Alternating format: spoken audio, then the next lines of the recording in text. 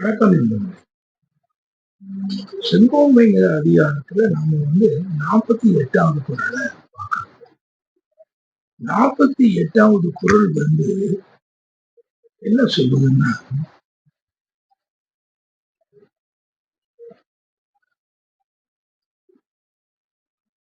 என்பதற்கான் ஓரா முறை செய்யா மன்னம். அதாவது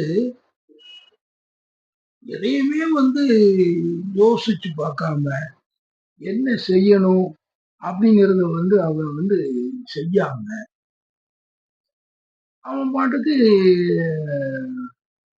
எந்த முறைகளையுமேயே முறையான ஆட்சி நிர்வாகம் இதுகளை எல்லாம் எதையும் செய்யறதில்ல, அதை பத்தி யோசிக்கிறது இல்லை. இந்த ஓரா முறை செய்யா மன்னவன் இவன் எப்படி கெடுவான்னா, தன் பதத்தான் தானே கெடும்.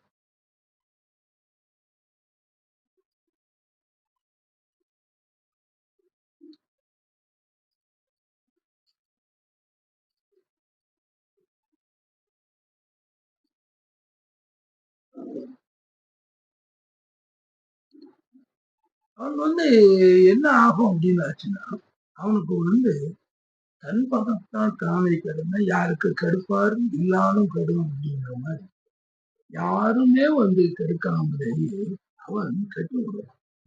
நீங்க எந்த ஆட்சியிலுமே நீங்க பார்க்கும் பொழுது ஏதோடு ஒரு கட்டங்கள்ல ஒரு முறை செய்யவில்லை என்று நினைக்கும் பொழுது அந்த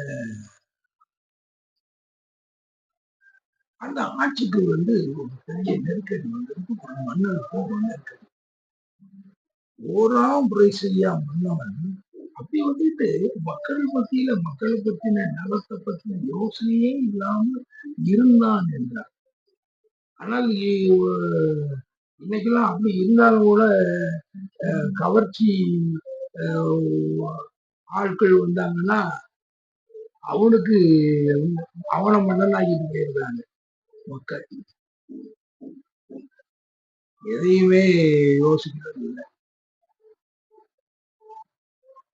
ஆக அந்த நிலை அன்னைக்கு எப்படி அவன் ஓரா முறை செய்யா மன்னவனாக இருந்தால் மட்டும் அவனுக்கு யாரும் அத